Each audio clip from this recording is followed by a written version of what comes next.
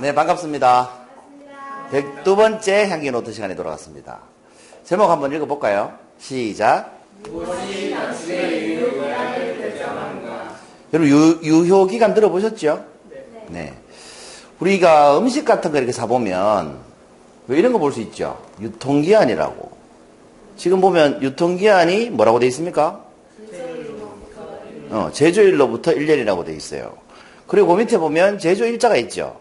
그럼 제조일자가 2007년 12월 29일이니까 유통기한은 언제까지입니까? 2008년 12월 28일까지겠죠. 1년이니까.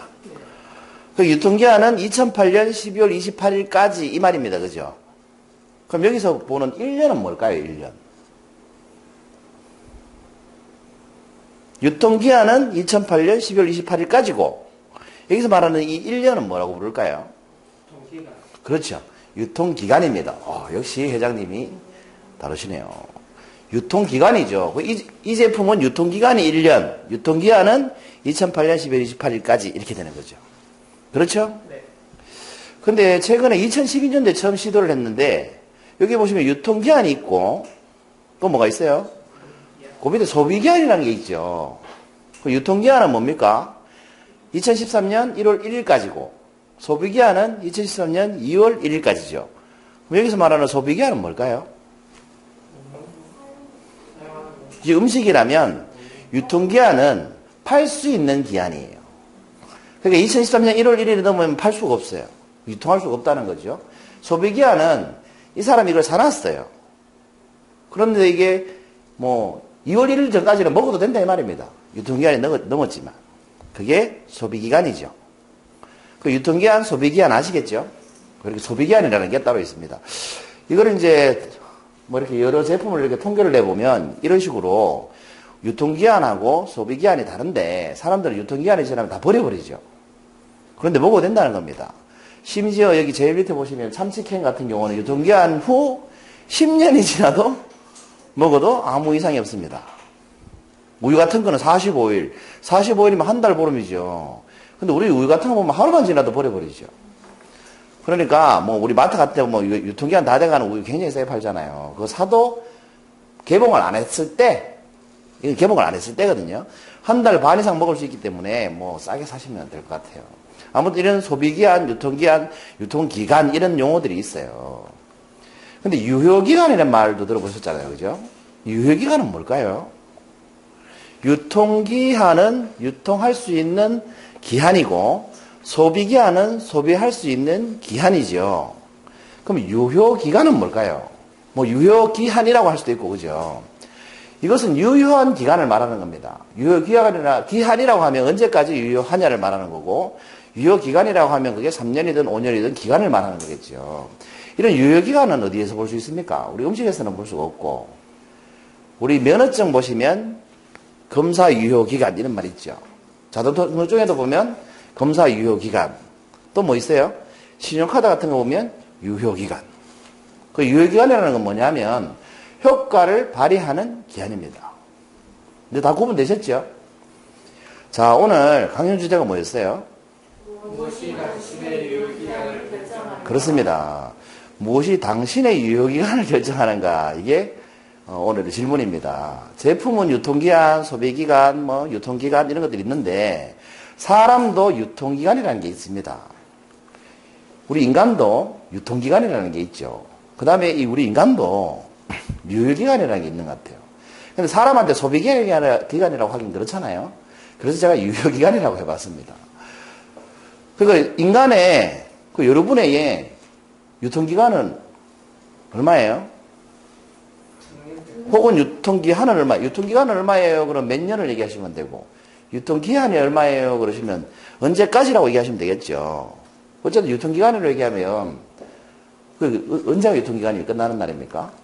우리가 죽는 날이 유통기간이 끝나는 날입니다. 지구에 태어나서 우리가 죽는 날까지가 우리의 유통기간입니다. 사람마다 다르죠. 90년인 분도 있고 100년인 분도 있고. 유효기간은 언제 끝날까요? 그럼 언제일까요? 죽으면 유효기간도 끝날까요? 이거는 모른다는 거죠. 어떤 사람은 유통기간이 끝나기 전에 유효기간이 끝나는 사람도 있어요. 안 그렇습니까? 요즘 뭐 TV 보니까 그 병장이 왜 일병인가 갈고 가지고 죽게 했던 그 병장이 감옥에 가가지고도 또 그런 짓을 해가지고 30년 더 받았대, 구형을. 그런 사람은 유효기간 끝난 거죠. 유통기간은 있는데 유효기간이 끝난 거예요. 근데 여러분, 유효기간이 끝나버리면 유통이 돼야 안 돼요. 안 돼요. 그 가치가 유통이 안 되잖아. 계속 거 있어야 돼요. 우리 음식 같은 거 사보면 왜 유통기한이 덜 됐는데 상했는 게 있어요. 계란 같은 거. 이런 거는 유통을 못 하죠. 그러니까 유효기간이 끝나버리면 유통기간 아무 의미 없어집니다. 그렇지만 이 유효기간이 남아있는 사람은 유통기간이 끝나도 괜찮다는 거죠. 예를 들면 쉽습니다. 여러분, 이 사람 누구예요? 네, 스티브 잡스입니다. 이분의 유통기간, 사람을도 유통기간이라고 하긴 좀 그렇습니다만, 이분의 유통기간은 95년에서 55년에서 2011년까지였죠. 근데 이분이 어떤 일을 했어요? 지구인들이 사는 방식을 바꿔놨어요. 그러니까 한국이 미국이 아니고 지구인이 사는 방식을 바꿔놨어요. 그렇죠? 유효기간이 아직 남아있는 사람입니다. 이분의 영향을 받고 있잖아요, 사람들이. 이분은 누구예요? 맞추기 힘들죠? 찰스 다윈입니다. 오늘이 찰스 다윈이 종의 기원을 쓴 날입니다. 종의 기원을. 태어나는 날인가? 태어난 날인가? 쓴 날입니다. 종의 기원을 수시한 날입니다. 종의 기원이라는 책 아시죠? 그 핵심이 뭐예요? 진화론이라는 거잖아요. 그 종의 기원이라는 책이 나오면서 어떻게 됐어요? 세상이 발칵 뒤집혔어요. 특히 뭐가 뒤집혔어요? 종교계가 발칵 뒤집혔어요. 그리고 그 종의 기원에서 이 사람이 이런 말을 했죠. 더 우월한 종은 없다고. 강한 종이 살아남는 것이 아니고 변화에 적응하는 종이 강한 종이다. 이렇게 얘기했죠. 그러면서 더 우월한 종은 없다고. 우월한 종은 없다고. 근데 공교롭게 이날 똑같이 태어난 사람이 있어요. 다윈하고 같은 날 태어난 사람이 있어요. 그 사람이 바로 링컨이에요. 방금 뭐라고 그랬어요? 다윈이 더 우월한 종은 없다. 링컨이 뭐 했어요? 더 우월한 인간은 없죠. 그래서 노예 해방을 했잖아. 근데 같은 날 태어났어. 참 신기하죠. 오늘 아침 뉴스에 나오더라고요. 어쨌든 이 링컨이라는 사람도 아직 유효기간이 남아있습니다. 유통기간은 끝났지만. 이 사람은 누굽니까? 네, 아인슈타인입니다. 이분이 없었으면 우주를 우리가 모르고 살 거예요, 지금도. 이분이 있었기 때문에 우주의 비밀이 밝혀지고 있죠. 이분이 있었기 때문에. 그렇습니다. 모두 위대한 인물들이죠. 우리나라에는 이렇게 위대한 분이 계십니다. 누구예요? 세종대왕이 계십니다. 전 세계 언어학자들이 가장 뛰어난 글이 뭐라고 합니까? 한글이라고 얘기하죠. 전 세계에서 한글이 가장 배우기 쉽죠? 한 이틀 하면 다 배우잖아요. 그런 글자가 우리나라밖에 없다는 거예요. 소리 나는 것도 쓸 수 있고 뜻도 쓸 수 있고 그런 문자가 한글밖에 없다는 겁니다.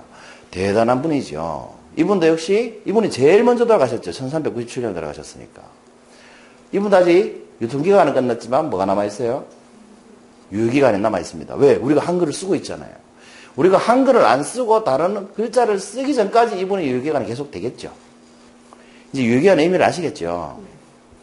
자, 이들의 공통점은 뭡니까? 한번 읽어봅시다. 시작. 육체의 유통기간은 끝났으나 유효기간은 계속되고 있다. 그렇습니다. 육체의 유통기간은 끝났지만 유효기간은 아직 얼마나 남았을지 모른다는 거죠. 왜 그럴까요? 왜? 이분들이 왜 아직 유효기간에 남아있는 걸까요? 그게 오늘의 질문에 대한 답입니다, 여러분. 무엇이 당신의 유효기간을 결정하는가? 이분들은 유효기간이 아직 남아있잖아요. 유통기간이 끝났는데 뭐 때문에 그럴까요? 왜 아직 유효기간이 남아있을까요? 제가 말로 다 해드렸어요, 설명. 그죠? 그걸 단어로 표현한다면 뭘까요? 두 글자로. 이분들의 갈호 때문입니다. 뭐 때문에 이분들이 아직 유효기간이 남아있죠. 뭘까요? 이분들의 잘못 때문은 아니겠죠. 이분들의 업적 때문입니다. 업적.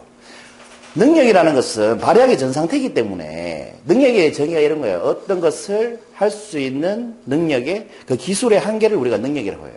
근데 그 능력은 있는데 행하지 않으면 업적이 없죠. 그 능력이 있어도 안 하면 아무 의미가 없는 거예요. 능력은. 근데 업적은 그 능력을 발휘해서 뭡니까? 쌓은 공적을 우리가 업적이라고 합니다. 업적. 그 앞에 업은 직업하고는 달라요.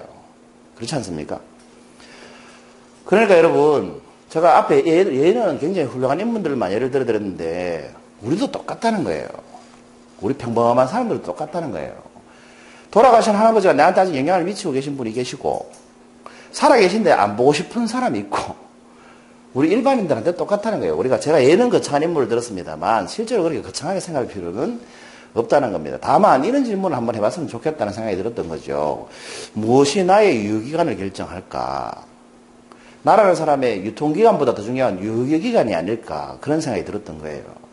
그러면 여러분, 제일 쉽게 여러분이 유효기간을 남기는 방법이 뭐겠어요? 그게 누군가에게 영향력을 발휘하는 거예요.